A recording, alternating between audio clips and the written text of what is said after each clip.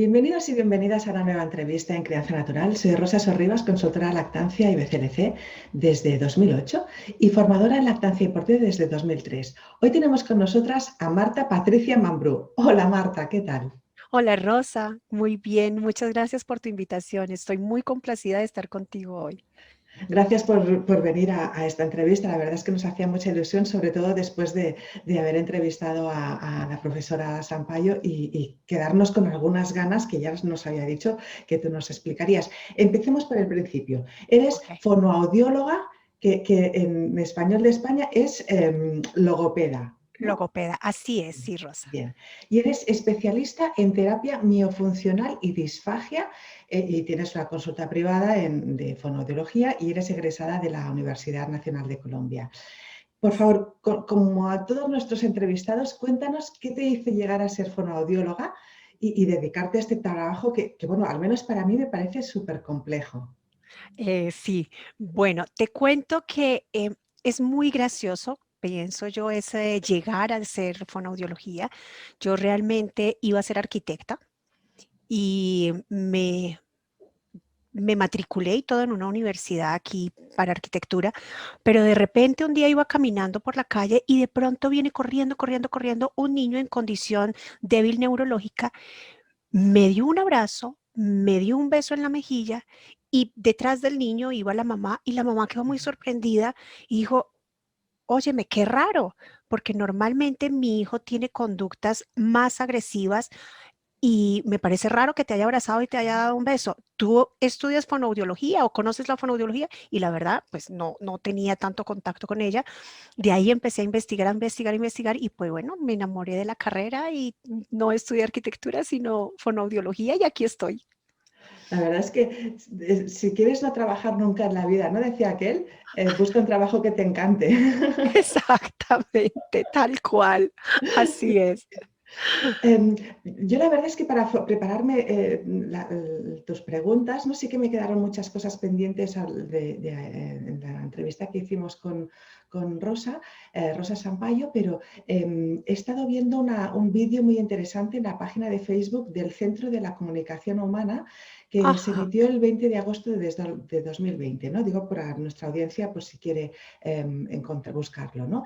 Y ok. empiezas diciendo, leo, ¿eh? La Sí, alimentación es un proceso complejo que requiere la interacción del sistema nervioso central y periférico, sí. el mecanismo orofaringeo, el sistema cardiopulmonar, el tracto gastrointestinal con el apoyo de las estructuras craneofaciales y el sistema musculoesquelético. Uf, o sea, de eso se trata cuando hablamos del complejo sistema de succión, deglución y respiración en los bebés que de forma innata pues ya son expertos, ¿no?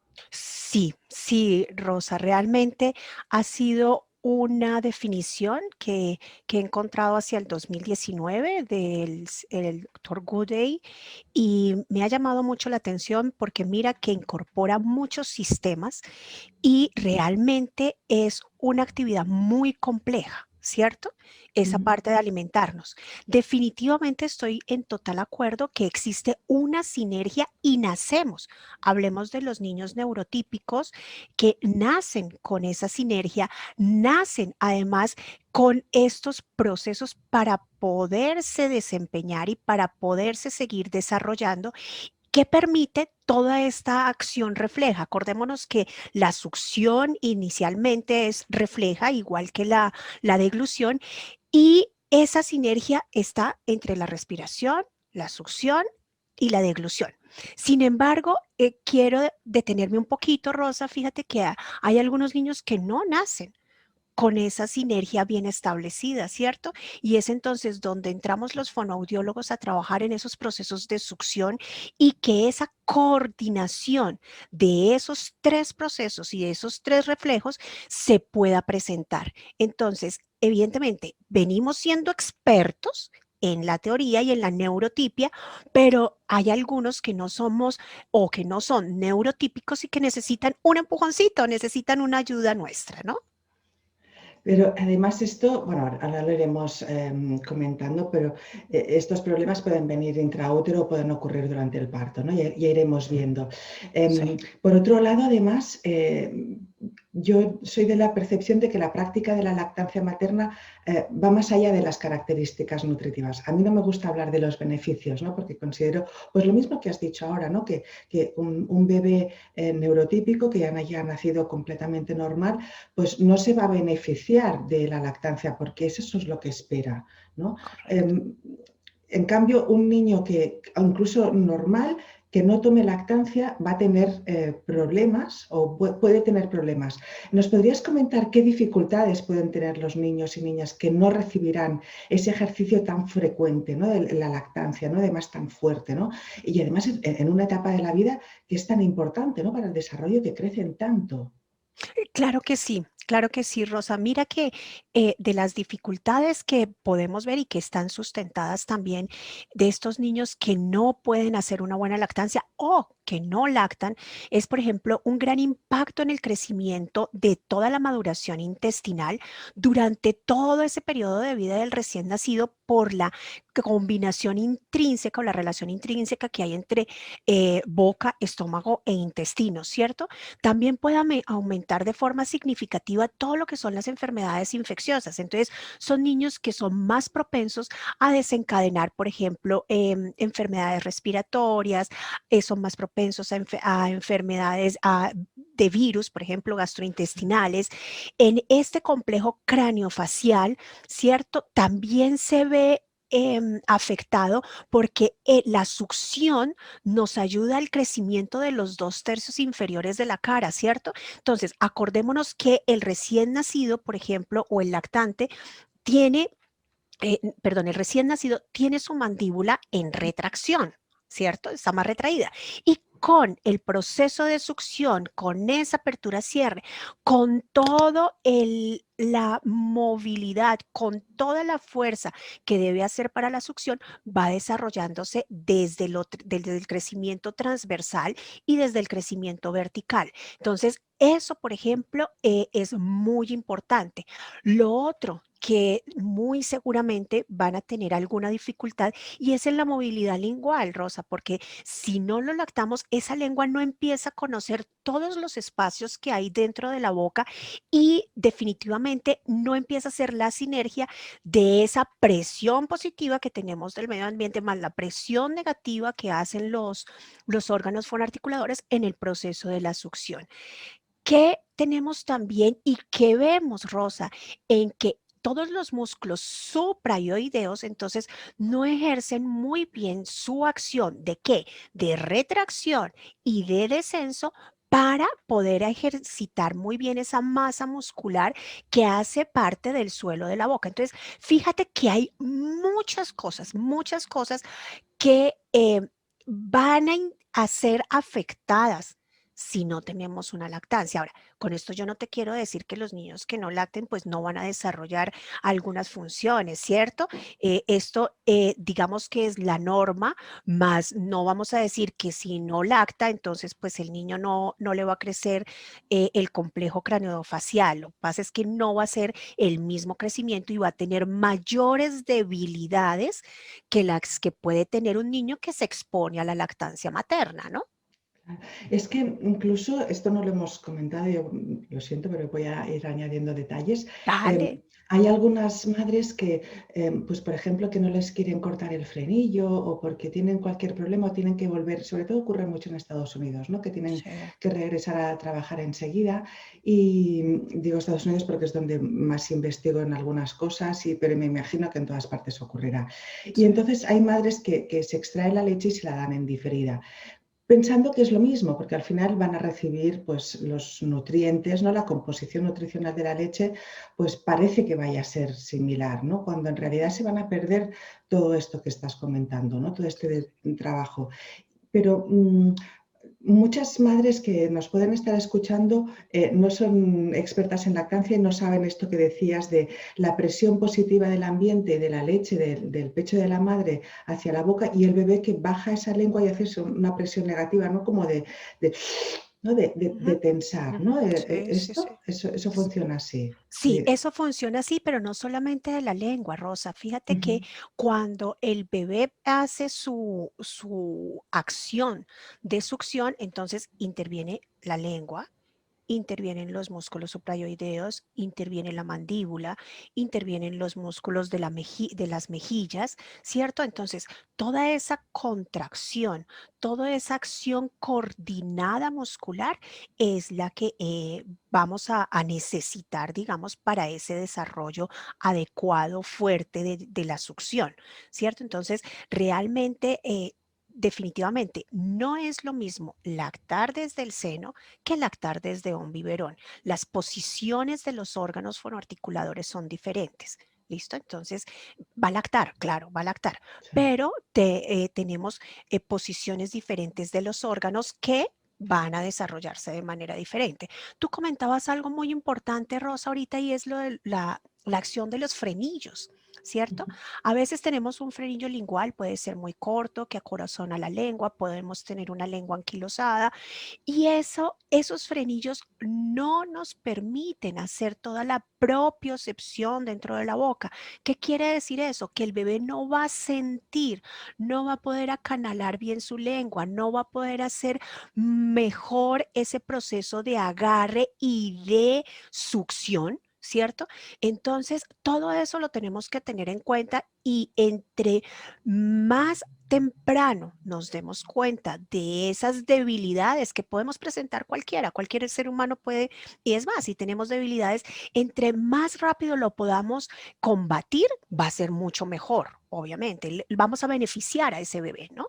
Claro, los efectos serán menores, ¿no? Yo siempre les digo que es como andar con los cordones de los zapatos atados, ¿no? Que puedes andar así, pero claro, a la que te cortan los cordones y ya puedes andar bien, ya es una diferencia muy grande. Pero si siempre has ido con los cordones atados, no vas a aprender a correr, ¿no? Va a ser más difícil.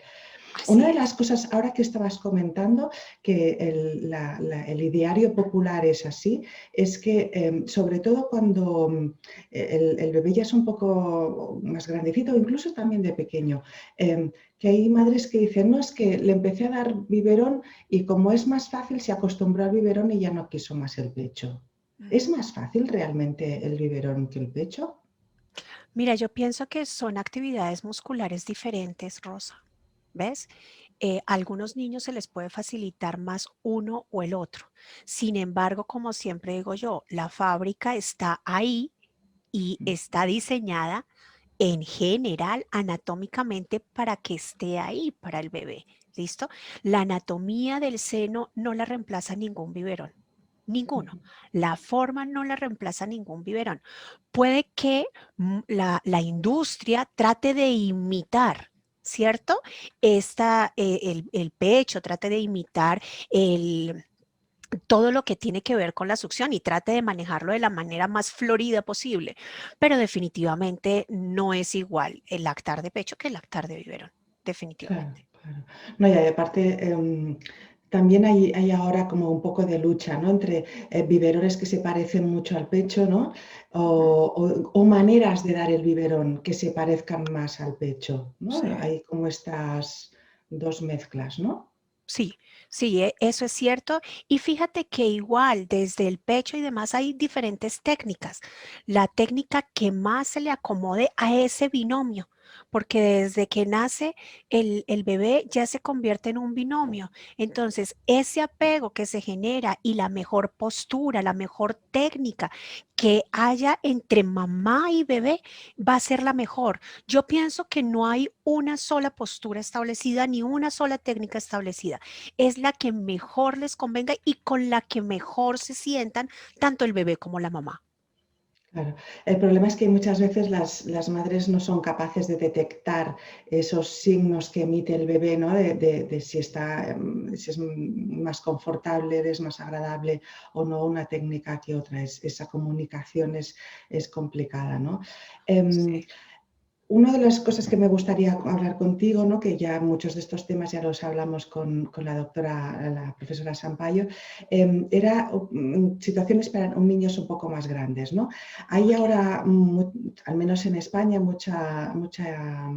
digamos, publicidad de que es lo mejor y tal, el tema del baby led weaning, ¿no?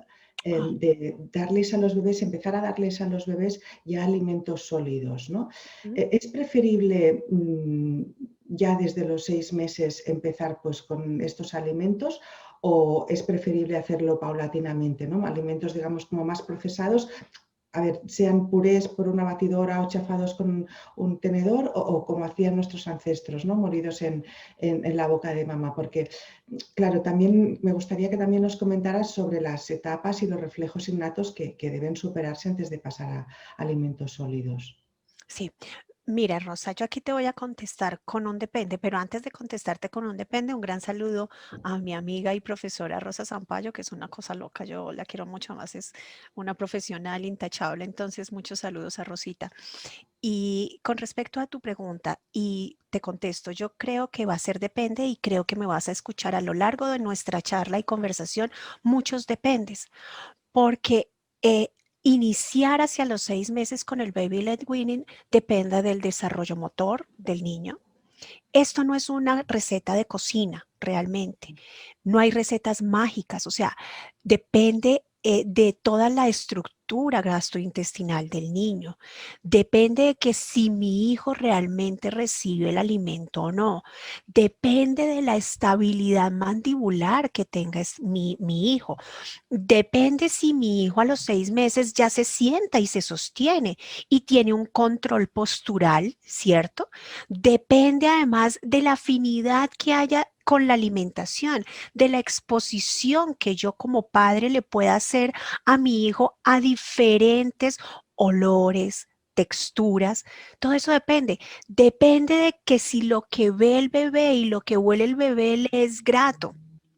Depende de la seguridad del cuidador o del quien le da el alimento, porque muchas veces las mamás sean, yo te puedo decir, pueden ser primerizas, pueden ser su segundo o tercer hijo, pero así como nos decían los abuelos y lo que tú acabas de decir, cada hijo es diferente como los dedos de la mano, ¿cierto? Todos somos diferentes. Entonces, realmente todo esto, y me lo irás a decir, es un depende. Ojo, claro que sí, depende también de las etapas del desarrollo y de algunos reflejos, como decías tú. Entonces, si yo, por ejemplo, todavía no tengo el reflejo de sostén de cabeza, si yo veo que mi niño todavía está muy blandito para poderse sostener, pues definitivamente no voy a acceder con los alimentos sólidos del baby led weaning. Yo no digo que el baby led weaning sea bueno o malo, digo que depende de mi hijo y de la necesidad de mi hijo. ¿Qué me gusta a mí más, Rosa? A mí me gusta combinarlo. ¿Cierto? Me gusta darle la experiencia del sólido porque ayuda muchísimo al fortalecimiento de los músculos masticadores, pero también para que esté tranquila la mamá, también me gusta que le den sus espesos, sus compotas, sus sólidos blandos, ¿cierto? Porque a los 6 meses ya somos capaces de hacer alguna trituración con nuestra mandíbula y con nuestro maxilar. Entonces, ¿Sin fíjate dientes que, también? ¿Sin dientes claro, también? claro, sin dientes también, Rosa, porque es que, claro, los dientes lo que hacen son especializar los movimientos rotatorios de la masticación y especializar los procesos de trituración y de pulverización del alimento, pero las etapas orales se cumplen, ¿sí? O si no, esperaríamos hasta, ¿qué te digo yo? Hasta los 10 meses donde ya tenemos muelas y no. Sin embargo, fíjate que la anatomía también es muy sabia y nuestros cuerpos son muy sabios. Generalmente la erupción dentaria inicia a los 6 meses, ¿cierto? Cuando Sí. ya los niños empiezan a tener dientes inferiores, normalmente salen los inferiores primero, entonces empiezan ellos primero con ese molimiento anterior que también nos facilita, ¿cierto? Este movimiento póstero anterior mandibular y que nos ayuda en el crecimiento de los 2 tercios faciales. Entonces, todo, digamos que viene un poquito determinado desde la actividad cerebral del sistema nervioso central y periférico. Entonces, realmente sí necesitamos tener algunos reflejos integrados, sí necesitamos la seguridad de que la vía aérea es adecuada. ¿Para qué? Para que el niño no se nos atore, para que el niño no se nos ahogue o atore, para que no vayamos a causar unas gripas, no vayamos a causar una bronquitis, no vayamos a causar enfermedades respiratorias que sean por realmente la ingesta, Respiración. exactamente, por la incoordinación de ese proceso que veníamos hablando al principio, Rosa, de succión o masticación, deglución, respiración, ¿cierto? Cada uno Sí. en su coordinación. Entonces, sí, sí necesitamos unos prerequisitos, pero realmente podemos, como decías tú, masticar sin dientes, podemos masticar con las encías, que es lo que hacen los bebés pequeños, ¿cierto? Eh, Aquí lo único que quiero llamar la atención, si tú me lo permites, Rosa, es que Sí. también miremos con qué tipos de alimentos. Claro, porque es que si tenemos a un bebé de 6 meses, pues mira, no le vamos a dar de una vez el chicharrón, ¿cierto? Por lo menos desde Colombia. Depende la región, empiezan los gustos alimentarios, pero tampoco le voy a dar un alimento tan fuerte que lo que haga sea lacerarse y que no tenga una buena experiencia alimenticia o masticatoria. ¿Qué tenemos que hacer también? Respetar la cultura alimentaria. O sea, para ustedes, por ejemplo, en España puede ser normal que el niño empiece a comer embutidos más temprano que lo que hacemos los latinos, por ejemplo, ¿cierto? Ujú. Entonces, hay que hacer eso y sobre todo hay que introducir alimentos de fácil masticación, Rosa, que pueda generar los movimientos pertinentes para llegar a una masticación dentro de los parámetros establecidos. Pero, ¿te refieres entonces que sean muy blandos? Porque también hay la idea de que sean muy blandos, ¿o no? No, no necesariamente, Rosa. O sea, eh, yo, por ejemplo, podemos hacia los 6 meses intentar, como con, si queremos fruta, con un banano, ¿cierto? Ujú. Es un alimento que es sólido, pero que es semiblando y se va degradando de manera fácil dentro de la boca. Podemos intentar con patilla, podemos intentar con las galletas, que a veces no son tan buenas las de bebés, a veces las galletas sin azúcar, por ejemplo, traen menos agentes lascivos, digamos, para los bebés, pero podemos intentar con estos alimentos que entran a la boca, que cambian su textura y que son de fácil masticación y que son de fácil deglución. Estos son los alimentos transitorios, digámoslo, ¿cierto? Entonces, Ajá, sí. no necesariamente tengo que darle alimentos demasiado blandos. Ahora, si tengo, por ejemplo, un alimento más duro, pues te voy a decir, por ejemplo, una zanahoria al dente, ¿cierto? Que sé que el Sí. niño no se va a atorar. Entonces, puedo hacerlo para que el niño abra y cierre su mandíbula y haga contacto toda la parte de las encías para que siga haciendo ese ejercicio de los músculos orales faciales. Sí, yo recuerdo pues hace muchos años que era pues un trozo de pan duro, ¿no? Ajá, Que iba a estar el niño pues que se iba deshaciendo en la boca, ¿vale? Y sí. no, y las partes que le quedaban en la boca del bebé eran pequeñas y era suficientemente grande como para ponérselo en la boca. Y una cosa que me han comentado muchas madres así expertas en baby led weaning, Sí, dime. algo que yo daba a mis hijas que era trozos de manzana, me han dicho que no porque se puede atragantar o atorar, ¿no? Mira, eso depende, Rosa, o sea, depende de cómo le doy yo el alimento, cómo se lo presento. O sea, yo te diría que en términos generales el alimento debe estar de tal manera presentado que tú sepas que el niño no se va a atorar. O sea, tú no le vas a dar inicialmente una uva. ¿Cierto? Ya. Porque son alimentos redondos, se puede resbalar más fácilmente y nos podemos atorar. Pero, por ejemplo, si tú tienes una manzana que le has hecho una medio cocción y luego la puedes triturar un poco o simplemente dejar que él la vaya masticando con Sí. sus encías, va a ser realmente segura. Yo pensaría que depende cómo le presentes tú el alimento a tu hijo, ¿cierto? Entonces, simplemente, si de pronto no lo sabes muy bien, busca una asesoría. busca una asesoría y puedes decir, mira, ¿cómo lo puedo hacer? ¿Cuál es la mejor manera de la cual yo puedo empezar a alimentar a mi hijo? En teoría, Rosa, un niño neurotípico no necesita un empuje, digámoslo así, Ya. ¿cierto? O un niño que no tenga debilidades en la alimentación. Yo puedo ser neurotípico, pero puedo presentar una debilidad alimentaria. Entonces, si yo no tengo ninguna debilidad, mira, cualquier técnica alimentaria te va a funcionar, Ujú. porque él mismo va a hacer el procesamiento.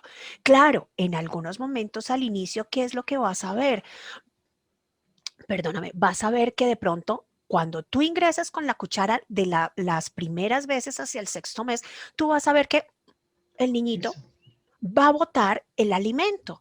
¿Por qué? Porque puede presentar todavía vestigios de ese reflejo de protrusión lingual o de extrusión lingual, que es inmediatamente cuando tengo un estímulo, sacar la lengua. ¿Para qué? Para defenderme, ¿cierto? Ujú. Acuérdate que antes de los 6 meses todo lo que entra a la boca va de la boca hacia adentro y hacia el fondo, ¿cierto? Claro. Entonces yo lo que hago es este agarre. Cuando yo presento la cuchara, pues el niño tiene que mantener, va a tratar de hacer una estabilidad mandibular. Fíjense que los bebés al principio, si tú le presentas una cuchara, empieza a morder y como a succionar. Sí, sí. ¿Cierto? Y en ese momento pueda más que haya un pequeño atoro porque todavía no coordina que lo que le entra, ay, como que me entró de, Algo de sólido. sorpresa. Sí, sí, sí. Exactamente, ¿ves? Me entró de sorpresa. Entonces, esa es la forma en que tenemos que estar con un ojo, digamos, en la cuchara, con un ojo en el niño, porque es muy frecuente que aparezca. Pero ¿qué pasa? Los niños aprenden muy rápidamente en que si tiene la cuchara, ah, ya me toca estabilizar más la mandíbula, ya tengo que subirla, ya no tengo que succionar, sino que mi labio superior es el que tiene que empezar a hacer toda la función, ¿cierto? Tiene que empezar a remover ese alimento, pero eso nos cuesta unas semanitas, o sea, nosotros definitivamente, así como dicen los papás, no nacemos con el manual debajo del hombro, vamos adquiriéndolo por la experiencia. Tenemos muchos reflejos con los que nacemos, pero tenemos muchas habilidades que las tenemos que aprender. Y dentro de esas habilidades y procesos que aprendemos está la masticación, ¿no? El manejo de los utensilios, todo eso es aprendido. Entonces, en eso tenemos que tener cuidado y de pronto no sofocarnos y no rendirnos tampoco, Rosa, porque a veces las mamás en las 2 primeras cucharaditas, el niño les botó el alimento y no, ya no quiso comer. Aquí ya lo abandono y sigo con el biberón, ¿cierto? Ya, ya. Sigo las 24 horas con el biberón. No, yo les digo, persistencia. No debemos dejar que perder, o sea, no debemos afanarnos, no perdamos las batallas. Todos pasamos por esos mismos procesos. Entonces tenemos que tratarlo con amor, con cariño y con persistencia y muy seguramente los procesos van a ir manejándose de manera adecuada todo el tiempo. Se me están acumulando tres preguntas, a ver que no se me olvide. La A ver. primera es, hay una controversia, no es muy general, pero sí que me he encontrado la duda de, ¿se puede empezar cuando dejas al niño sentado y se mantiene solo? O sea, tiene suficiente estructura. Porque hay otras madres más de unas ideas que se llaman de mi Pickler, ¿no? De movimiento libre, etcétera, que dicen que no, que tienes que esperar a que sea el propio niño que pase de la estructura tumbado a sea él mismo el que se siente. No es necesario, ¿no?, llegar a este extremo porque esto no ocurre hasta los 8 o 10 meses. Cierto es en varios sentidos, Rosa, lo que tú estás diciendo. Definitivamente necesitamos una estabilidad en sedente para poder alimentarnos desde la alimentación complementaria. Ujú. Pero también es muy cierto que hay algunos niños que no son neurotípicos, que nosotros hacemos las adaptaciones para que se pueda alimentar, ¿cierto? Para poderle dar toda esa experiencia desde la masticación para poder favorecer el desarrollo muscular orofacial. Ujú. Entonces, mira, hay tantos enfoques y metodologías como nosotros queramos y como a los que nos quisiéramos adherir. Yo te diría en este momento que yo, o sea, desde mi enfoque, desde mi experticia, yo no espero hasta los 8 o 9 meses a que el niño pase de posición acostado a sentarse solito en el piso, digámoslo así, o en la Sí, silla, para sí. empezar una alimentación complementaria. ¿Habrá enfoques que lo dicen y que les va mejor? Puede ser, ¿cierto? Pero mi teoría es que a los 6 meses, cuando ya yo me puedo sentar, yo ya me puedo alimentar. ¿Listo? Y eso está también sustentado mucho. Perdóname, te interrumpí. No, al revés. No, además es que se hace muy paulatinamente, tampoco es que de repente a los 6 meses, cuando esté ya sentado, ya quites el pecho, quites la leche artificial y ya todo sea alimento sólido, sino que vas muy despacito y es lo que tú dices, pues un día le das una cuchara que no le gusta, pues luego probamos otro día o probamos en otro momento y tal, no, no es todo blanco o negro. Otra de las dudas que no se me olvide es ¿cómo poner la cuchara? Sobre todo las primeras veces. ¿Hay que ponerla dentro de la boca o esperar que sea el niño que se abalance sobre ella? No, hay que ponerla dentro de la boca, ¿cierto? Pero hay que ponerla de manera horizontal. En este sentido, Rosa, porque normalmente los adultos tendemos a depositar el alimento. O sea, entra la cuchara a la boca y el adulto hace esto, le hace un giro, una inclinación y deposita el alimento. Eso es, te puedo decir que casi que reflejo, ¿no? O sea, esto de la entrada aquí horizontal casi ningún padre lo hace. Pero sí necesitamos inicialmente que la cuchara vaya a la boca, la colocamos sobre el dorso de la lengua y ahí el labio superior baja, hace el agarre y arrastra. ¿Listo? Ahora, eso también es un movimiento especializado, Rosa. Eso no lo vamos a esperar al 6.º mes con la primera cucharada. No, no, no. Ahí necesitamos que el niño tenga la experiencia de la cuchara, nuevamente te digo, tenga una mejor estabilidad de la mandíbula, tenga mayor fuerza de su musculatura, ¿cierto? Y va siendo efectivo y va siendo eficaz ese utensilio hacia la boca. Realmente nunca esperaríamos que el niño vaya o el adulto vayas al instrumento. Tú siempre esperas que el instrumento llegue a la boca para retirarlo, ¿cierto? ¿Por qué es importante, Rosa, que se desencadene, se refuerce y se aprenda que el labio superior es el que tiene que remover el alimento? Porque hay mucha información propioceptiva, mucha información táctil, sinestésica, que le permite al ser humano, al individuo, poder identificar texturas, alimentos, temperatura desde los labios. Entonces, esto es muy importante y entre más experticia tiene el niño, va a ser mejor el proceso alimentario. Entonces, por eso es tan importante que se remueva el alimento con el labio superior. Qué fuerte, no, no sabía esto, qué bien. Luego pasamos a otro, déjame ver que me he perdido. Ok. Sí, no, ya está.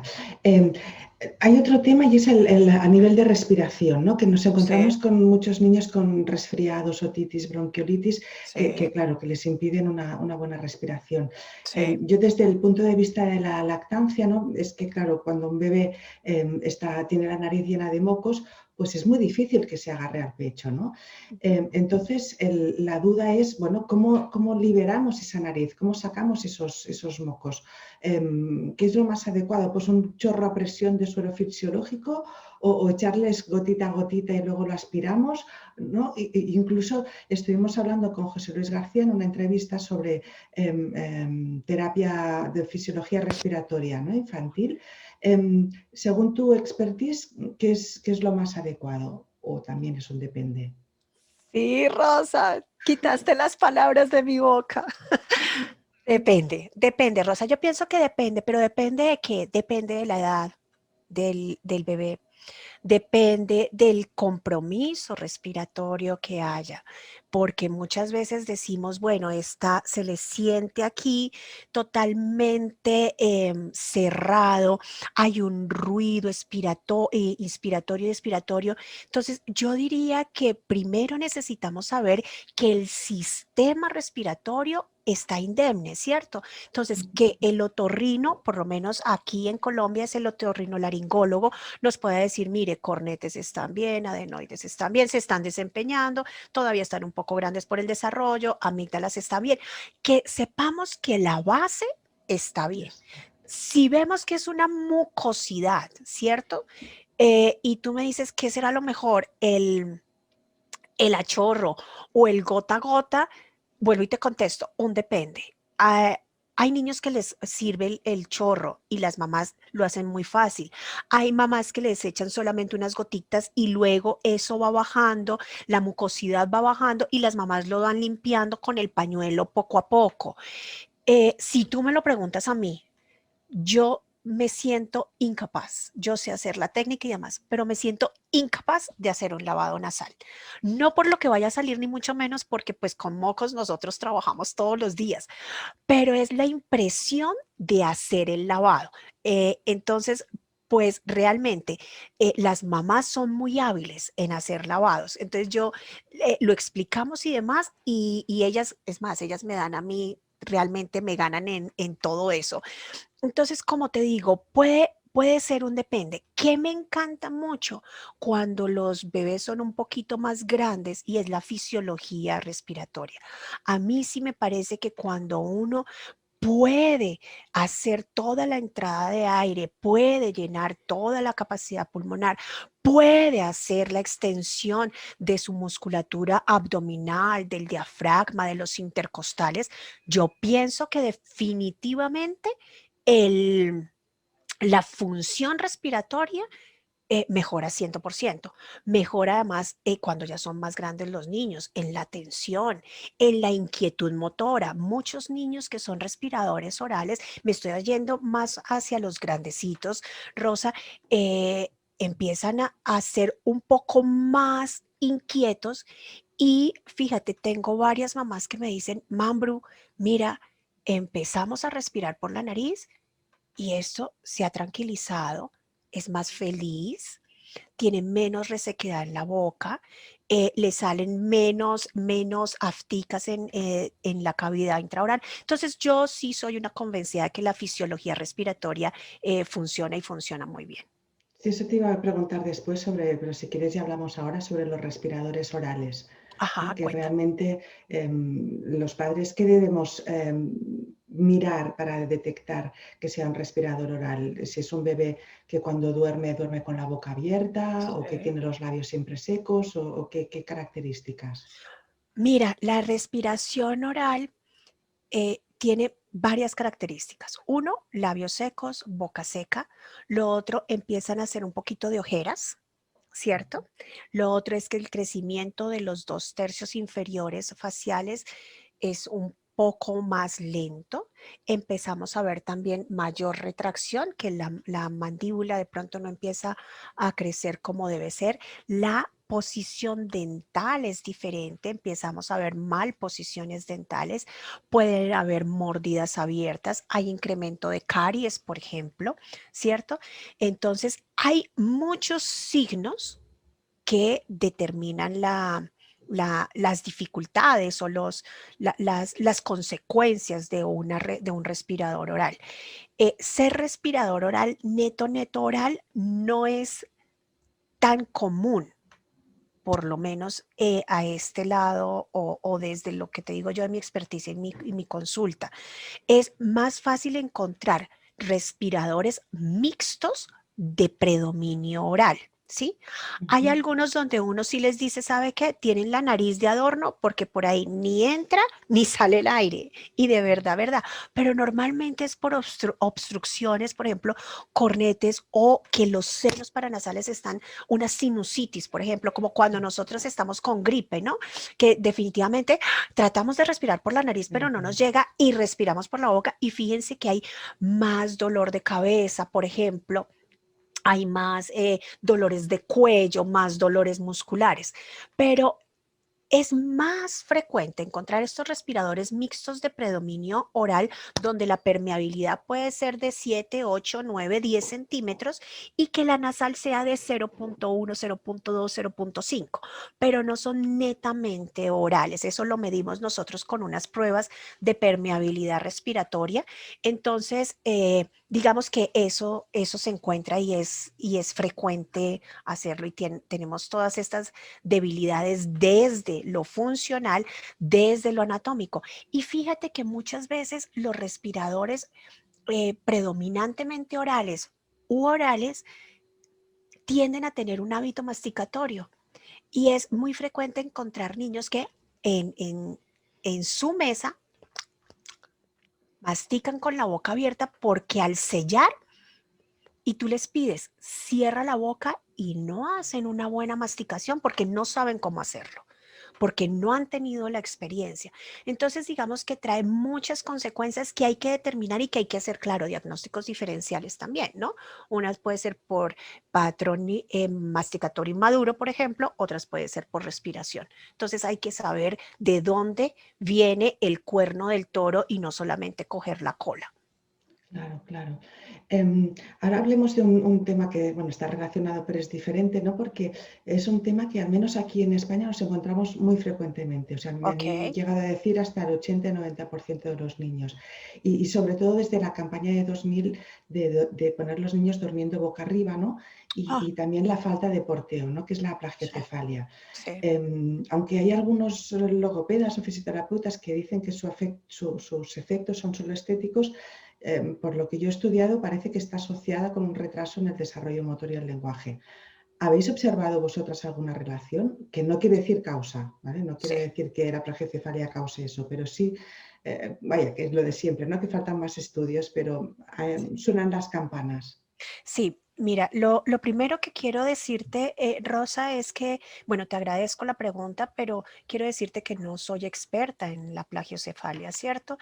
Sí he leído, sí sé de lo que consiste y lo que presenta, y sí he leído en algunos artículos donde hay una relación de esa posición, de ese crecimiento craneal que tiene relación con qué, con todas no, perdón, con algunas debilidades en el neurodesarrollo, algunas debilidades motoras, algunas debilidades en la adquisición del lenguaje que posteriormente podrían llegar a debilidades en la adquisición del aprendizaje. Pero realmente, más allá de esto que te he leído, yo no te podría decir que yo, Marta Patricia Mambrú Ariza, he tenido una experiencia directa en gran cantidad de pacientes con plagiocefalia. Indudablemente, tengo algunos niños, por ejemplo, que han tenido y que, por ejemplo, el uso del casco. Ujú. ¿Cierto? Entonces, desde ortopedia les ponen el casco como para hacer un moldeamiento Sí, mejor de la caja craneal, pero si tú me lo... Otros son de cirugía, ¿cierto? sí. Eso, bueno, no he tenido, pero sí he leído que llegan hasta la cirugía. Entonces, fíjate que yo pienso que no es simplemente algo estético, porque si fuera algo estético, realmente pues no traerían estas consecuencias que se determinan desde el neurodesarrollo y desde la adquisición del lenguaje. Además, no solamente lo decimos nosotros, desde los neurocirujanos también, ellos también han visto las relaciones. Hay una página muy interesante que se llama neuroorgs.net, donde hay algunas relaciones de estas, digamos, lo que es la plagiocefalia. Entonces, yo pensaría que no solamente es estético y que definitivamente las partes funcionales que no son sus fortalezas son las que nos llegan a los neurodesarrollistas, a los fonoaudiólogos, donde debemos hacer una intervención.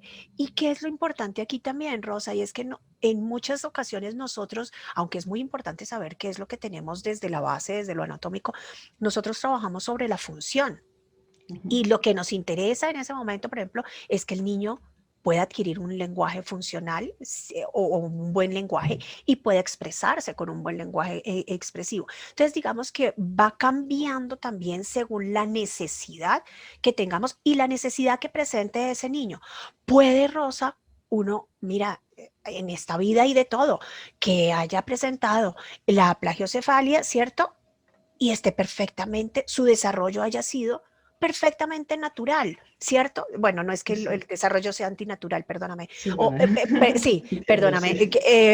no quise decir eso. Se presente dentro de las etapas establecidas. Entonces, vuelvo y digo, puede ser un depende. Sí, Pero sí, sí, te sí. reitero, no soy la experta en este Sí, tema, sí, la sí. verdad. ¿Sí? No, hay muchas cosas, mucha nebulosa, ¿no? En todo esto. El otro Mm, día en Twitter vi alguien que escribió que un neurocirujano haciendo unas pruebas para un estudio, ¿no? Que tenía estudiantes, descubrió un estudiante de medicina que tenía un índice de inteligencia de 126 que solo tenía un 10% de cerebro, el resto era agua. imagínate, increíble. Claro, entonces de repente dices, lo que nos queda por descubrir, lo que nos queda por conocer, puede ser que ese niño, pues si tuviera plagiocefalia, pues si todo, casi todo era agua, pues no le afectaría. Entonces yo creo que falta mucho, pero es un poco preocupante, ¿no? O sea, es algo que nos enciende una lucecita roja y igual no es nada, pero igual sí, ¿no? Y tenemos que estar pendientes. En esta charla que está en Facebook, comenta sobre 4 etapas de la deglución, ¿no? Para Sí, no alargarnos más, sí. empezamos por la etapa anticipatoria, ¿no? Donde lo que más nos preocupa es el rechazo a la selección de los alimentos, ¿no? O sí a las patatas fritas, pero no al brócoli, ¿no? O incluso niños que literalmente no comen nada, ¿no? Sí, sí, Rosa. Mira, en estas etapas, y como dices tú, empieza con la etapa anticipatoria, que es cuando nosotros vemos la comida, ¿cierto? Y olemos la comida. Un ejemplo que me gusta colocar es, por ejemplo, si pasamos por una panadería y está saliendo el pan recién horneado, aunque uno no tenga hambre, uno empieza como a salivar, ¿cierto? O si hay un olor que te fascina, por ejemplo, el chocolate. Voy a poner también el ejemplo del chocolate. Tú empiezas a decir, uy, qué rico, empecé a salivar, quiero comer aunque no tengas hambre, ¿cierto? Entonces, esa es la etapa anticipatoria, es una fase de la deglución que es voluntaria, o sea, esa hago yo lo que quiero hacer con esa comida. O sea, Es si voluntario, o sea, nosotros podemos definir, ahora ya no me incita esa boca agua cuando huelo, es que tengo aquí una fábrica de chocolate y de vez en cuando viene un olor y si supiera controlar esto, claro, pero fíjate, o sea, es voluntario en el sentido en que tú hueles el chocolate, pero cada vez que hueles chocolate, tú no vas tampoco a comprar a la chocolatería, ¿cierto? Entonces, tú no vas a hacer eso, pero sí empiezan algunos procesos fisiológicos que te dicen, uy, qué rico, yo quiero chocolate. O a veces, no sé si te ha pasado, cuando dices, uy, la boca me sabe, te voy a poner a un jamón serrano con un poco de pan, ¿cierto? Eso es como esa etapa anticipatoria que es la reacción que yo tengo ante el alimento. Yo puedo tener dos reacciones. Uno donde, uy, qué rico, me olió a chocolate, voy a ir a comprarme un chocolate o me aguanto y después me lo compro. Pero también tenemos la reacción que es lo que me estás diciendo ahora y es que en esa etapa anticipatoria tenemos al bebé exactamente que ve la comida rosa y sale corriendo. A mí no me den, a mí no me lo presenten, yo no quiero. O los que no pueden salir corriendo empiezan a llorar, ¿cierto? Entonces, digamos que como es una fase voluntaria, es de las fases, yo no voy a decir que más complicadas, pero que tienen su complique sobre todo para las mamás y empieza a ser muy angustiante cuando tú le presentas la comida a tu hijo y el niño simplemente o llora o llora, llora o hace esto. No quiero, no me molestes, ¿cierto? Entonces, digamos que se presenta esa etapa antes de que el alimento ingrese a la boca. Y como es voluntaria, yo decido si lo como o no lo como. Entonces, es una etapa muy importante. Sin embargo, como te digo, la salivación empieza a prepararse los órganos fonoarticuladores dentro de la normalidad, a decir, uy, qué rico, voy a abrir mi boca, voy a sentir esa o textura o ese sabor, voy a masticar, qué delicia de comida, ¿cierto? Entonces, eso sería como esa etapa y tiene que ver mucho la motivación que yo tenga ante la alimentación, porque yo te voy a decir, a mí una experiencia que no fue tan placentera cuando yo estaba en el colegio. Yo era todavía aún más pequeñita, mentiras, era muy chiquita. Eh, Alguna vez me invitaron a comer a la casa de una compañera de colegio, a almorzar, estábamos estudiando. Y me dieron una sopa, a mí siempre me han gustado las sopas, siempre. Pero yo en la sopa vi que algo nadaba, o sea, como que estaba ahí. Y era el ojo de una vaca, de un ternero, porque ellos tenían la costumbre de comer, era su cultura alimentaria. Yo le tenía mucho susto al papá de esta amiga porque era un señor grande, grande, grande, de mi compañera grande y como bravo.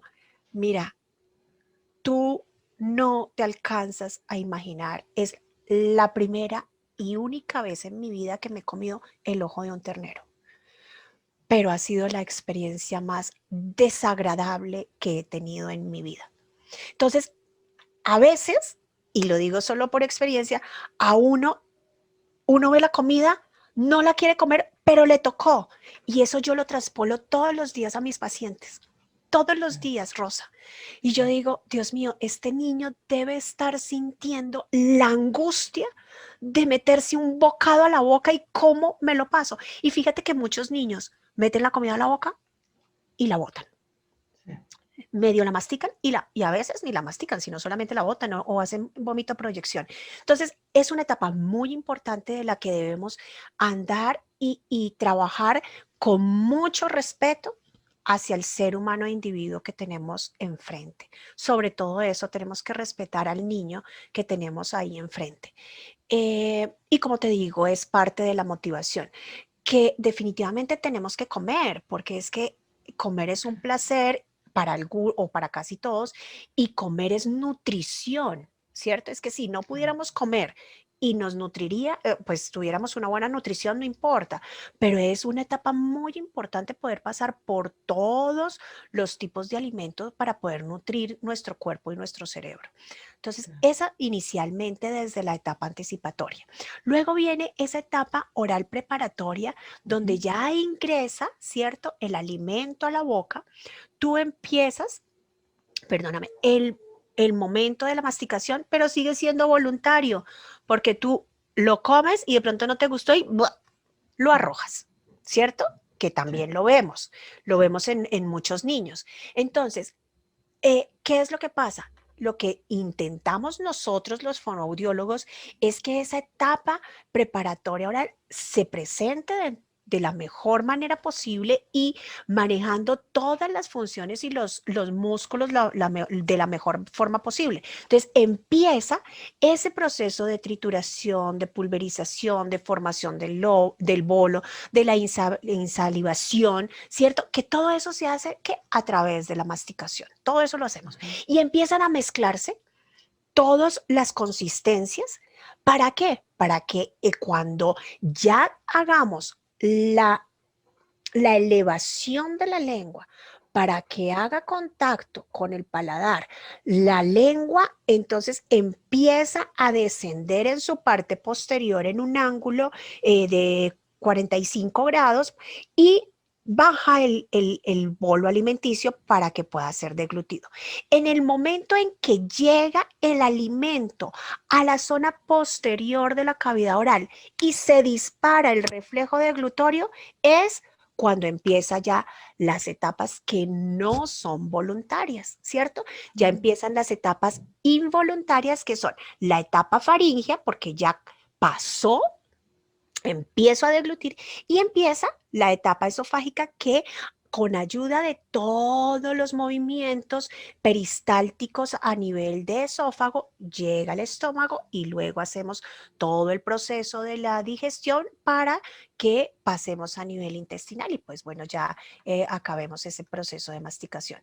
Entonces, digamos que esto es, dime, Rosa. Es- Quería preguntarte, este momento que dices que no es voluntario, hay un momento que angustia mucho a las madres, a los padres más que a las madres, pero a las madres también, Sí. cuando hacen baby led weaning al principio, que es eso de que el bebé está intentando sacar ese trozo demasiado grande que se acaba de poner en la boca Sí, y que angustia tanto. Eso es un sí. momento, eso normalmente no tendría que angustiarnos tanto o porque el bebé sabe controlar esto o qué hacemos en una situación así.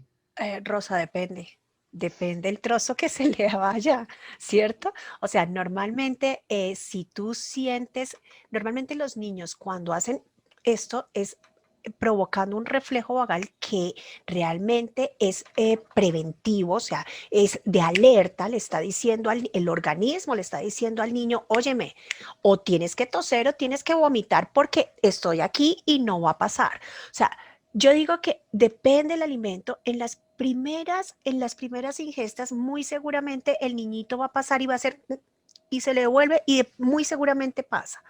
Pero acordémonos de qué tipo de alimento le estamos dando al niño. ¿Cierto? Entonces, si es una nuez, por ejemplo, si es un arándano, si es una uva, si son alimentos que están presentados en círculos, ¿sí? Entonces, todo eso depende de lo que yo le esté dando al bebé.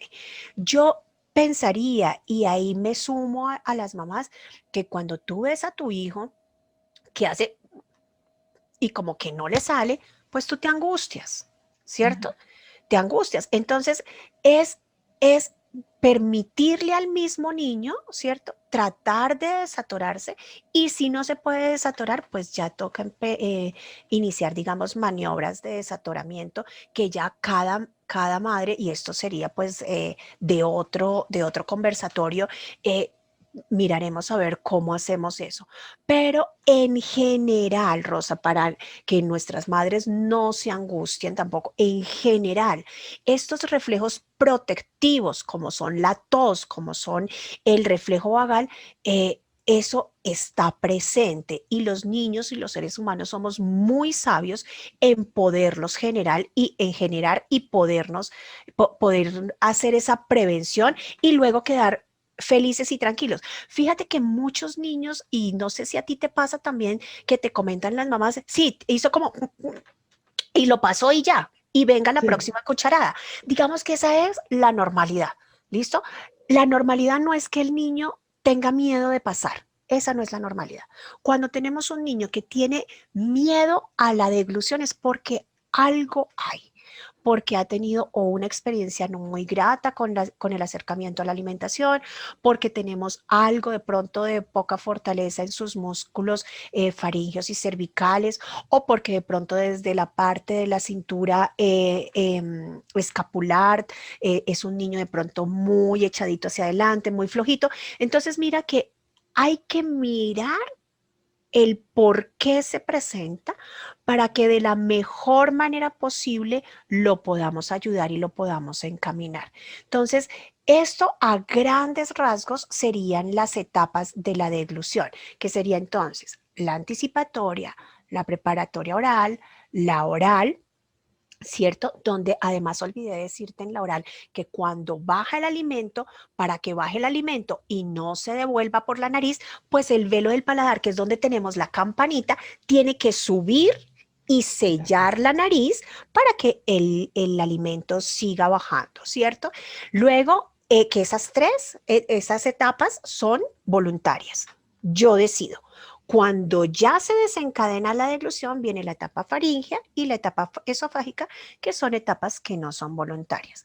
Cuando tenemos alguna debilidad o cuando sospechamos, por ejemplo, que hay gripas recurrentes, que el niño después de que come queda como con una sensación de gorjeo a nivel de la garganta, a nivel laringio, o que llora y tú sientes como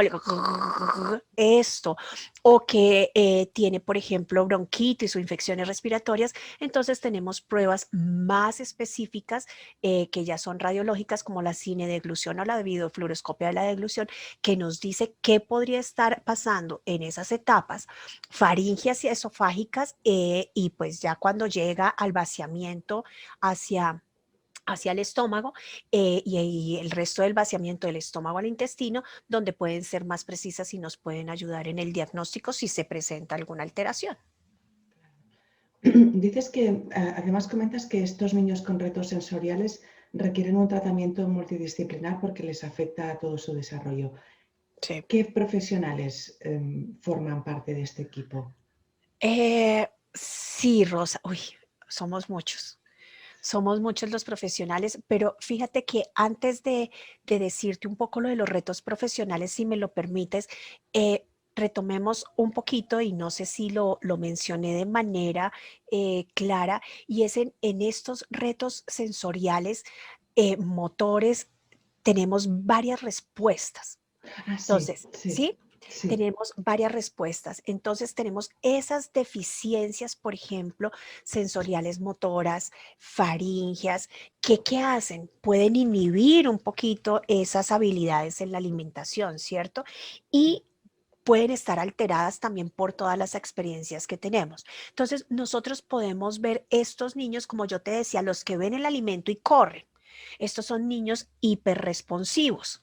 Son niños que definitivamente tienen unas respuestas más, al, Exageradas, más ¿no? exageradas, gracias Rosa, sí, más exageradas cuando ven el alimento. Como tenemos los niños, por ejemplo, hiporresponsivos, que son los que mantienen, se les puede regar el alimento y no sienten, no tienen muchas ganas tampoco de la alimentación. Entonces tenemos que mirar qué clase de respuesta desde lo sensorial, oral, motor nos están dando estos niños. Además, tenemos que mirar si es hacia ciertas consistencias, por ejemplo, o es hacia ciertas texturas también. Si de pronto es hacia las temperaturas. Hay niños, yo te digo, yo tengo niños, por ejemplo, que no comen caliente. Definitivamente no, le presentan algo caliente y el niño no come. Entonces, si tenemos variaciones en las respuestas de esa vía del nervio trigémino, por ejemplo, si tenemos a la apariencia, hay niños, y te lo digo, por ejemplo, porque los he tenido, que les presentan el alimento como si fuera todo revuelto. Y entonces piensan que como son niños no están viendo una presentación bonita. No hay nada más bonito que comer en plato bonito. Normalmente, bueno, los niños preferimos que sean en platos blancos, en un plato bonito con una bonita presentación, porque si tú ves todo revuelto, uno dice, uy, a menos que sea como aquí en Colombia, no sé si ustedes lo conocen, que es un calentado.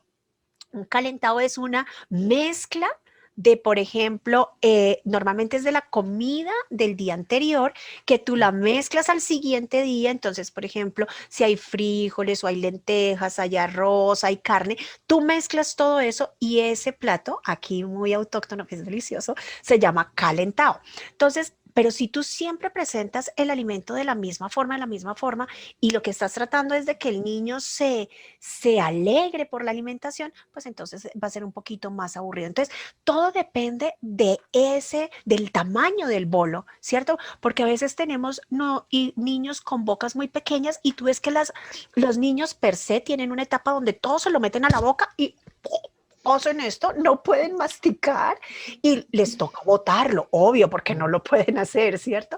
Pero tenemos también otros que no controlan esa entrada del bolo a la boca, y que nos toca tener cuidado y decir, bueno, entonces vámonos de poco en poco, no nos vamos a meter todo el alimento.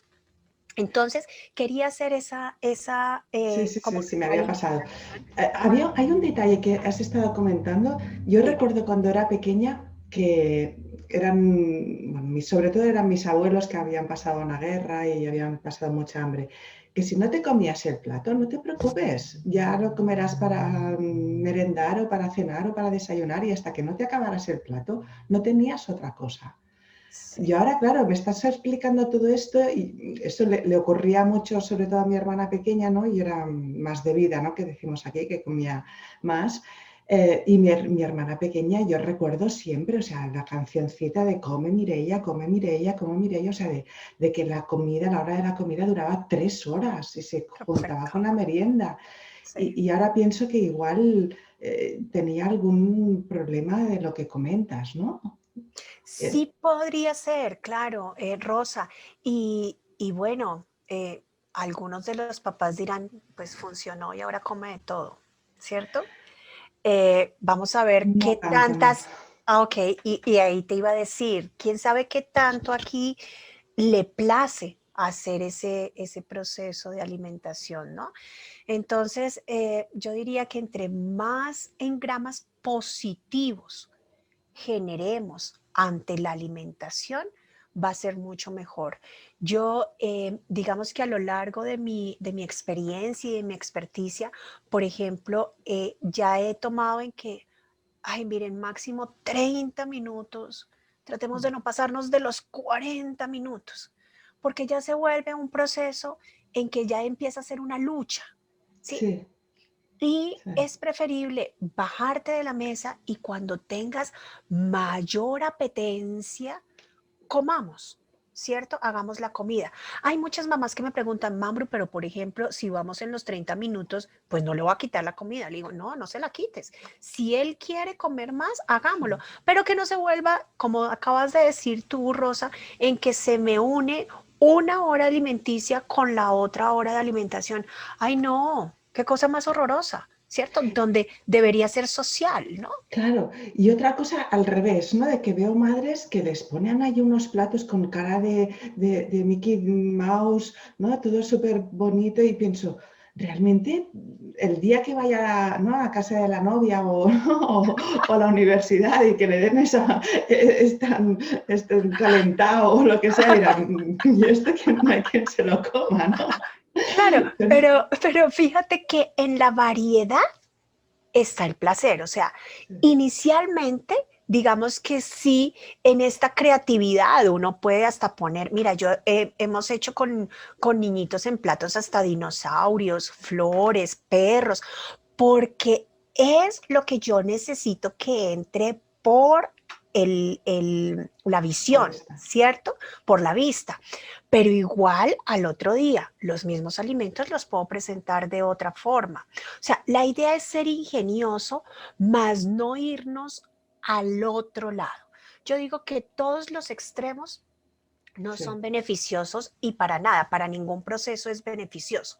Entonces, mientras podamos generarlo en un ambiente tranquilo, en un ambiente social, ese lo reitero, donde el niño te vea comer y eso es realmente básico.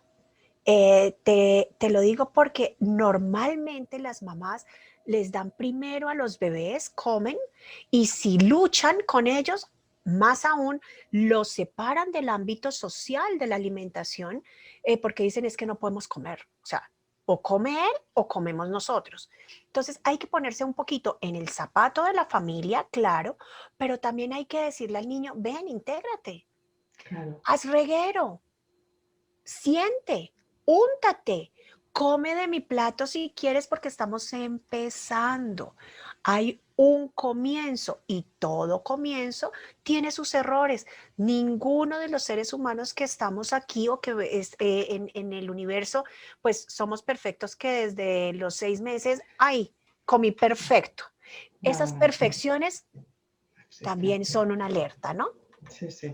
No, incluso yo lo que les digo a las madres también que me piden recetas de baby led weaning y tal, digo, no hay ninguna receta, es lo que tú No, comes en tu plato y le das un poquito, si quieres con menos sal, o sea, no pongas si quieres sal en los alimentos, ten el salero encima de la mesa y le pones un poquito. ¿Que no quiere? Pues no pasa nada. ¿Que quiere? Pues estupendo, pero no has tenido que preparar, ¿no? Un plato para él y todo esto. Vamos a correcto. otro tema que quería preguntarte. Cuéntame. Y es que no quiero darle la culpa a nadie, ¿no? No quiero Sí, juzgar a nadie, pero sí, sí, sí. simplemente sí que investigar un poquito por qué, ¿no? El motivo por el que estas dificultades de masticación y deglución, ¿no? Debidas a debilidades en el tubo muscular y problemas sensoriales y anomalías estructurales, como comentas.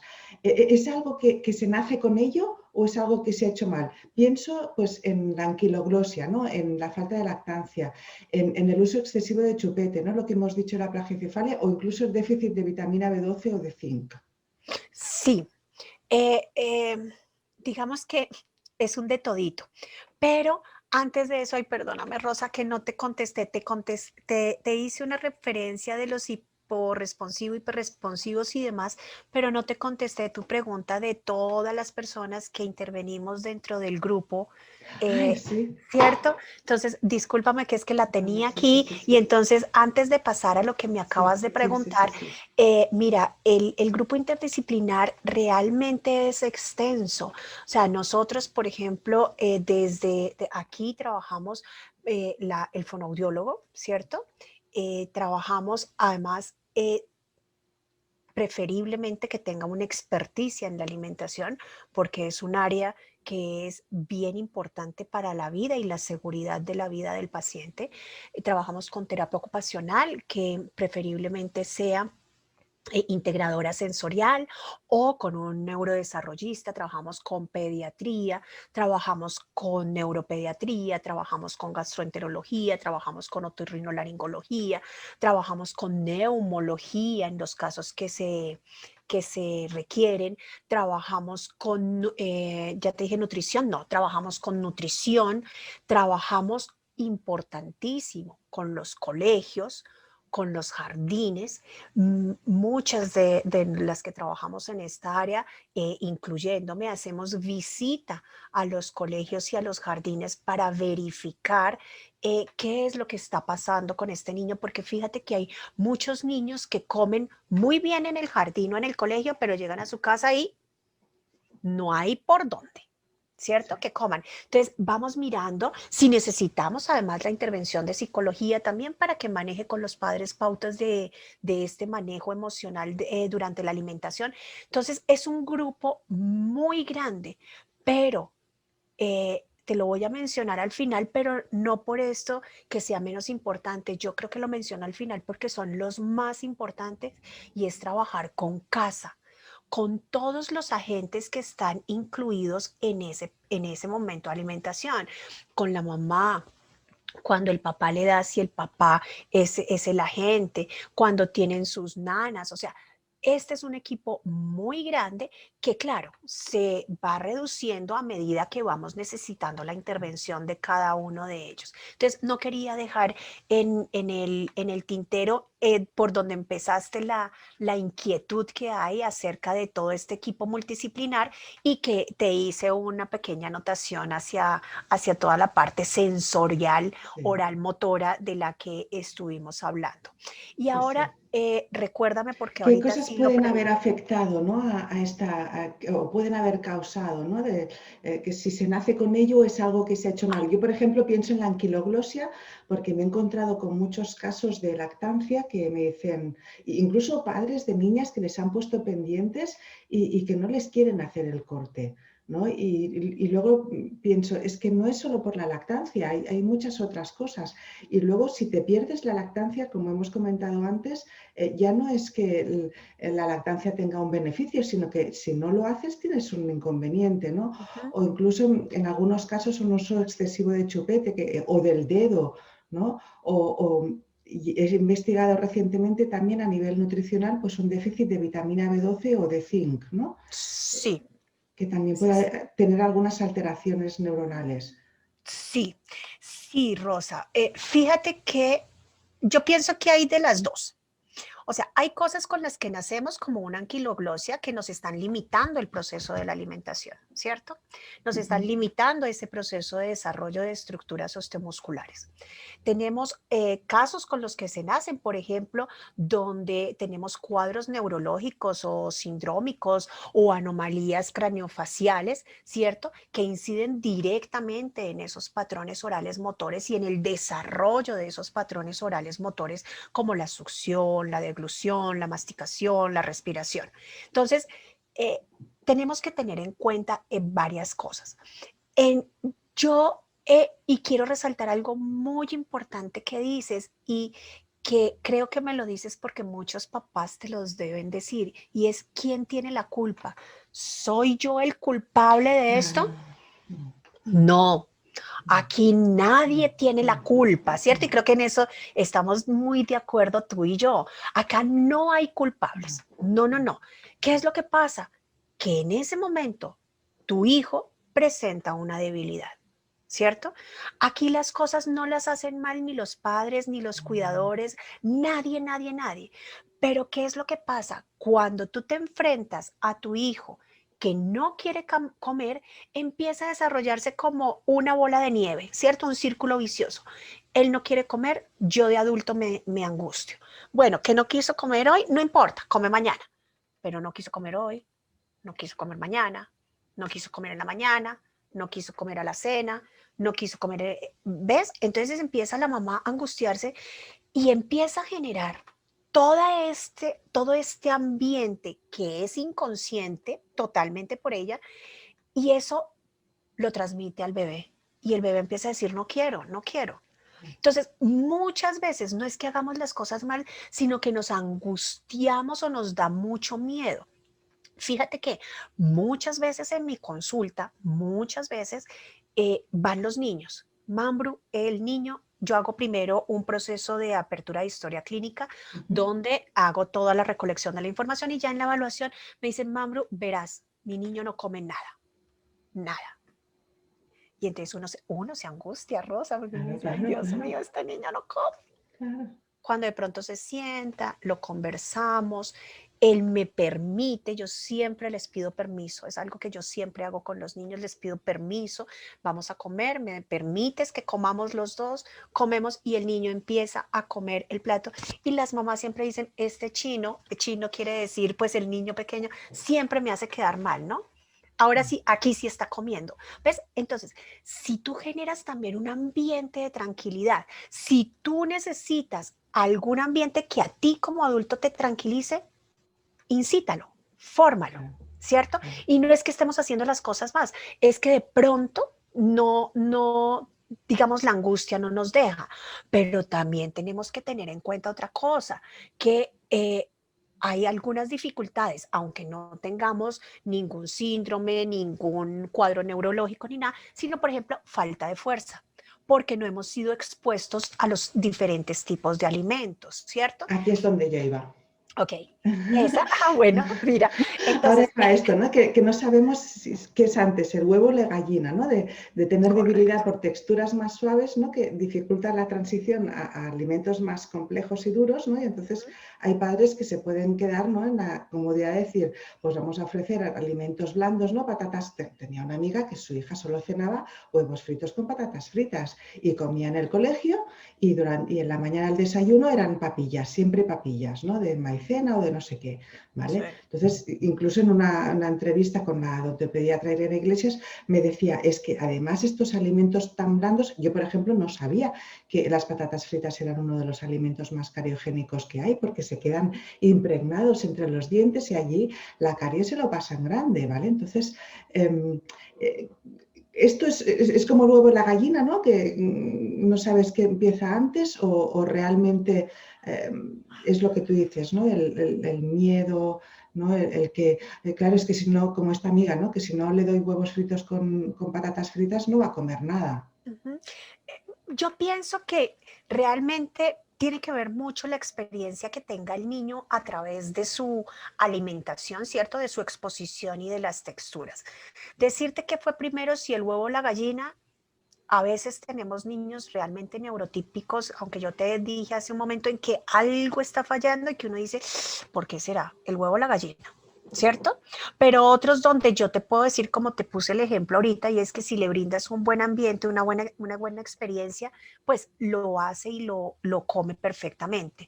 Pero también tenemos que mirar que, por ejemplo, como lo has dicho anteriormente, si estamos ante una anquiloglosia, o si tenemos unos hábitos inadecuados como la succión digital, por ejemplo, o el chupo en edades avanzadas, el chupo de entretención, Pues hombre, eso ya me generó a mí, digamos, una malposición lingual, me generó una falta de fuerza muscular, un inadecuado movimiento de los órganos fonoarticuladores y un desarrollo muy diferente, no muy diferente, un desarrollo diferente de aquellas funciones que deberían estar. Entonces, digamos que todo es como una mezcla de cosas que pueden hacer una sopa y que en esa sopa a veces podemos decir, sí, definitivamente aquí primero fue el huevo que la Sí. gallina, ¿cierto? Aunque uno no sabe si primero fue la gallina que el huevo. Sí, Pero, sí, pero ¿ves? Entonces, sí, sí. digamos que, vuelvo y te digo, es como un depende, pero sí tiene que ver mucho todo lo que es la fuerza muscular y ese desarrollo y experiencias que le demos nosotros a nuestros niños en toda esa parte de la alimentación. Ujú. Comentabas también en esa conferencia de que si el bebé hacia los 7 meses escupe el alimento, nos da una idea de que hay algún problema, ¿no? Es el reflejo de extrusión, de protrusión, ¿no? Que decías que Sí. debe haber desaparecido antes de iniciar la alimentación complementaria. Los 7 meses te refieres, a ver, para que les quede clara a la audiencia. Ajá. Si el bebé ha nacido el 1 de enero, el 1 de julio ha hecho los 6 meses. Ujú, Si a mediados de julio, principios de agosto, aún bota esta quita, ¿no? Saca esta ujú. comida que le hemos Sí, puesto, sí, sí. ahí puede haber algún problema, ¿no? Sí, sí, sin embargo, acuérdate que el desarrollo también va concadenado, Rosa, ¿cierto? Ujú. Entonces, la teoría dice que hacia los 6 meses yo ya debo haber integrado ese reflejo de extrusión lingual o de protrusión lingual. Pero es frecuente, así como lo habíamos conversado anteriormente, y es que cuando tú empiezas el uso del utensilio, tú ves que la lengua sale porque es el movimiento que ha aprendido, ¿cierto? Claro. Entonces, le vamos a dar un tiempito a ese reflejo que con ayuda del utensilio, con ayuda de la cuchara, con ayuda de mayor estabilidad mandibular, ese, esos vestigios de esa integración de reflejo, digamos, desaparezcan.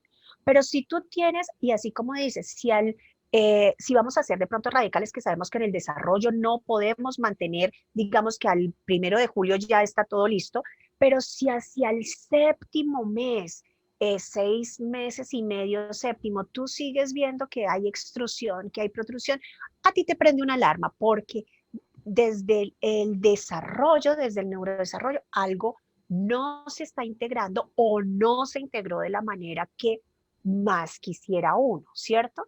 Entonces, Claro. podemos mirar si hay factores predisponentes, por ejemplo, ¿cierto? Ajá. Si de pronto, no sé, acabas de decir, las patatas fritas que de pronto están empezando con este alimento blando, que no es tan crocante, sino es más blandito, no hacen una buena higiene oral, por ejemplo, ¿cierto? Y entonces en ese caso, hombre, hay mayor predisposición. Ahora, no te estoy diciendo que con la higiene oral le vamos a cepillar pues los dientes ni las encías con crema, no, pero sí es mi postura, es desde el enfoque que yo trabajo y algunos odontólogos dicen que no, algunos dicen que sí. A mí me gusta incluso después de, no, no en cada toma, pero sí después de la alimentación con leche materna, hacer con una gasita húmeda una higiene oral para evitar algunos residuos. Más cuando empezamos la alimentación complementaria, ¿cierto? Claro. Que puede quedar algún residuo en los cachetes, por decirte algo, ya sea en incus o en sulcus, y entonces de pronto por ahí se nos va, Sí. el niño no lo sensa, o sea, no está presente de que tiene un poco de alimento y entonces para evitar sustos es mejor hacer una higiene. Y Sí, pues, sí.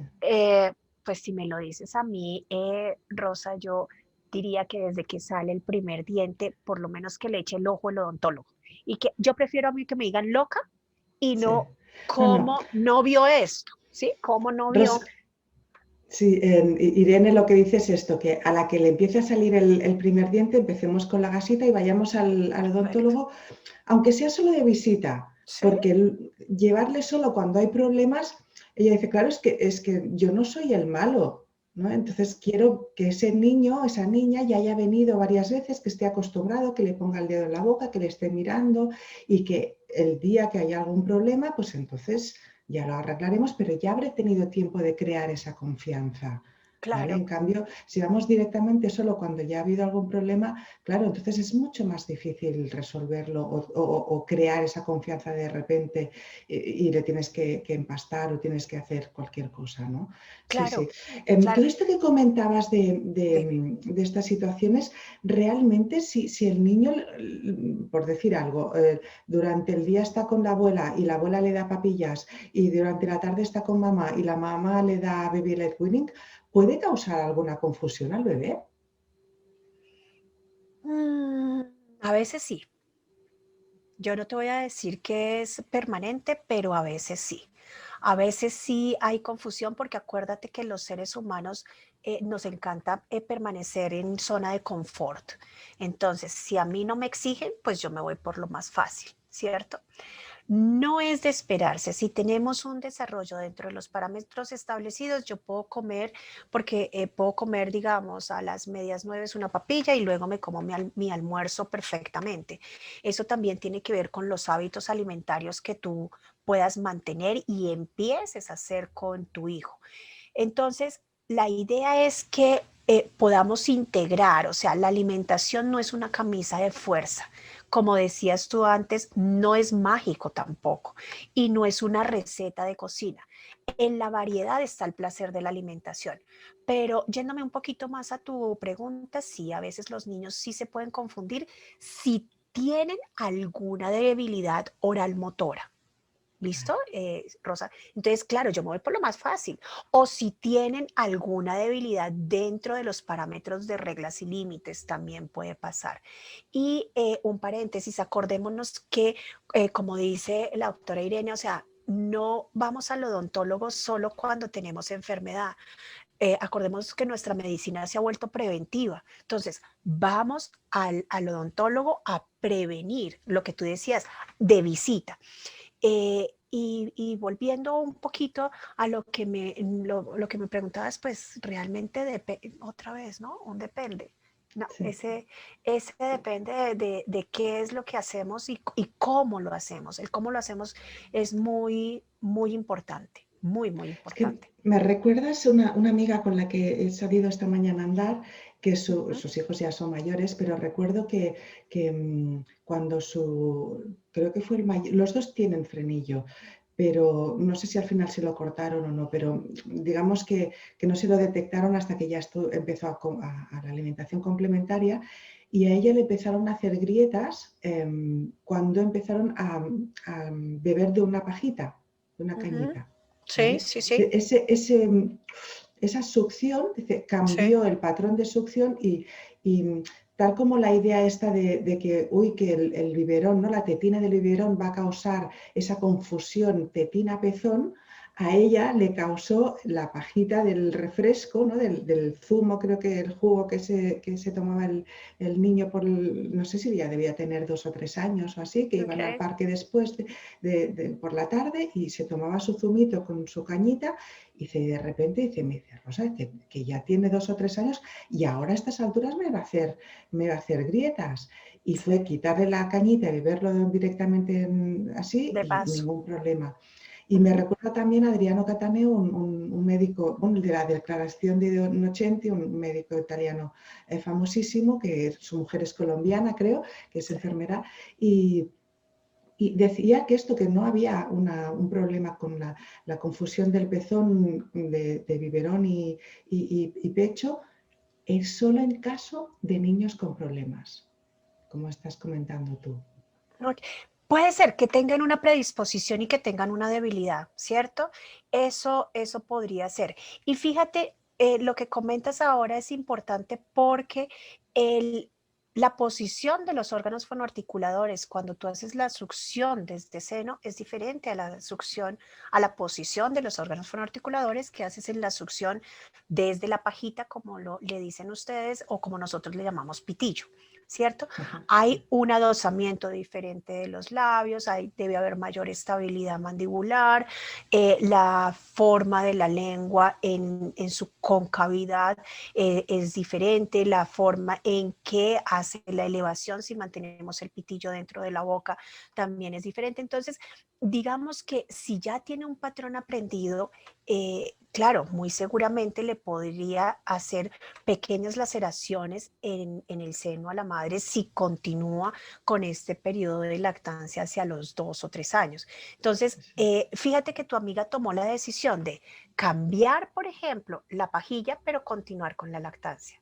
sí, A sí. veces las mamás dicen, cambio la lactancia por la pajilla. Claro, depende la edad, ¿no? Depende Claro. y depende pues la decisión que tome el binomio entre cuando cuando ese apego sigo apegado o ese apego va cambiando haciendo otras cosas, ¿no? Entonces, hay que analizar el ambiente, hay que analizar las condiciones particulares de ese niño y fíjate, ahí tu amiga haciendo un solo cambio, Sí, siguió feliz, ¿cierto? Siguió sí, feliz sí, sí, en sí, ese apego con su hijo. Entonces, es mirar sí, las sí, sí, particularidades de cada uno. sí, sí. Sí, de acuerdo. Pues no sé si hay algo que te gustaría comentar que no te haya preguntado, pero creo que hemos hablado mucho. Bueno, llevamos 1 hora y media. No me lo digas de esa manera, Sí, Rosa, qué sí. felicidad. Se me pasó tan bien el tiempo. No, Rosa, la verdad no. O sea, yo creo Lo has que tocado casi de todo. hemos hablado como de todo. Creo que podríamos quedarnos horas y horas y horas si queremos ahondar en otras cosas. Solamente me queda realmente agradecerte mucho por la invitación. La he pasado muy bien conversando contigo y bueno, esperemos que a tu audiencia le sea de interés estas charlas, como todas las tuyas que son Sí. súper, súper interesantes. Uno queda Sí. como así. Entonces, bueno, no, solamente agradecerte esta invitación. Es Al muy, revés, ha sido muy honorado para maravilloso mí. poder hablar contigo. Incluso les repito a la audiencia que el vídeo de la página de Facebook del Centro de la Comunicación Humana, emitido el 20 de agosto de 2020, volveréis a tenéis ahí otra vez a Marta Mambrú, que ya habéis visto que es excepcional. Te explicas tan bien, es tan fácil hablar contigo. Ay, qué rico, De verdad Rosa. que bueno, sí, sí, Eso es sí, todo un sí. piropo. Mil gracias. Qué bien. A Muchísimas ti. gracias a todos. Gracias a todos para asistir y para vernos en diferido. Y recordad suscribiros si queréis volver a ver este webinar o acceder a todos los anteriores en crianzanatural.com/podcasts.asp. Cada jueves a las 6 de la tarde nos vemos en una nueva e interesante entrevista. Visita nuestras Súper. redes sociales para saber quiénes tendremos esta semana. Gracias, muchas gracias. Gracias. Chao, chao. Gracias.